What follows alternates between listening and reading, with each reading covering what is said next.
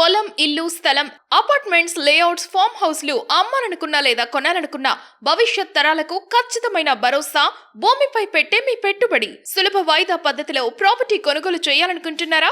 Contact JK properties. You dream it, we find it. 7799993699. ఆచార్య చాణక్యుడు మనకెన్నో విషయాలు వివరించాడు. ప్రతి మనిషికి ఏదో ఒక సమస్య ఉంటుంది. దాన్ని పరిష్కరించుకునే క్రమంలో ఎన్నో పాటలు పడుతుంటారు. జీవితంలో పలు రకాల సమస్యలు ఎదురవడం సహజమే. కానీ కొందరు సమస్యల నుంచి గట్టెక్కుతారు, మరికొందరు అందులో పడి మునిగిపోతుంటారు, ఇంకొందరు తట్టుకోలేకపోతుంటారు. సమస్యల సుడిగుడి నుంచి బయటపడడానికి ప్రయత్నించాలి. అదంతే కానీ సమస్యల్ని తలుచుకొని బాధపడితే ప్రయోజనం ఉండదు. చాణక్యుడు చెప్పినట్లు ప్రవర్తిస్తే మనకు సమస్యలే రావు. వచ్చినా వాటి నుంచి బయటపడడానికి శతవిధాలా ప్రయత్నించి విజయం సాధించాలి. ఆచార్య చాణక్యుడు సూచించిన ప్రకారం మనం నడుచుకుంటే ఇబ్బందులు తలెత్తవు. జీవితంలో సమస్యలు ఎదురైనప్పుడు ఆచార్య చాణక్యుడు చెప్పిన సూత్రాలను ఆచరిస్తే సరిపోతుంది. ఎలాంటి బాధల నుంచైనా బయటపడొచ్చు. దీనికోసం చాణక్యుడు 5 విషయాలు సూచించాడు. దీనివల్ల సమస్యల నుంచి సులభంగా తప్పించుకోవచ్చు. ప్రతి మనిషికి కూడా జీవితంలో కొన్ని పనులు చేయాలని ఉంటుంది.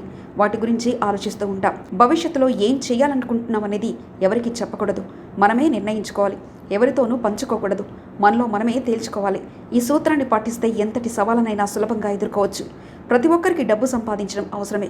జీవితంలో పలు పనుల కోసం డబ్బు అవసరం ఉంటుంది. అందుకే పొదుపు చేయకపోతే ఇబ్బందులు తప్పవు. మనం సంపాదించే సంపాదనలో ఎంతో కొంత దాచుకుంటే భవిష్యత్తులో అవసరాలకు ఉపయోగపడుతుంది. వేదాలు, శాస్త్రాలు చదివితే మంచి తెలివి వస్తుంది. దీంతో ఏది మంచి, ఏది చెడు అనే విచక్షణ ఏర్పడుతుంది. పుస్తకాలు చదవడం వల్ల మనకు మంచి తెలివితేటలు ఏర్పడతాయి. చాణక్యుడు చెప్పిన సూత్రాల ప్రకారం నడుచుకుంటే ఇబ్బందులు రావు. జీవితంలో ఇది బాగా ఉపయోగపడుతుంది. ఏ పని అయినా సొంత తెలివితేటలతో వ్యవహరించాలి. ఎవరి పనులు వారే చేసుకునేందుకు ప్రాధాన్యత ఇవ్వాలి. ఇంకొకరి మీద నమ్మకం పెట్టుకోవడం మంచిది కాదు. చుట్టూ ఉండే వాళ్ళలో మంచివారు, చెడ్డవారు ఉంటారు. అందరూ మంచివాళ్ళు ఉండరు, అలాగని చెడ్డవారు ఉండరు. ఎవరు మంచి వారే, ఎవరు చెడ్డవారో తెలియదు. అందుకే మనం వ్యక్తిగత వివరాలు ఎవరికి చెప్పకూడదు. జాగ్రత్తగా ఉంటేనే మనకు మంచి జరుగుతుంది. అంతేకాని ఎవరికి పడితే వారికి మన వ్యక్తిగత విషయాలు వెల్లడించకూడదు. అందుకే మన జాగ్రత్తలో మనం ఉండడం మంచిది. ఈ నేపథ్యంలో సమస్యల సుడిగుండంలో పడకుండా ఉండేందుకు చాణక్యుడు చెప్పిన వాటిని అనుసరించి మనం కష్టం నుంచి బయటపడేందుకు ప్రయత్నించాలి.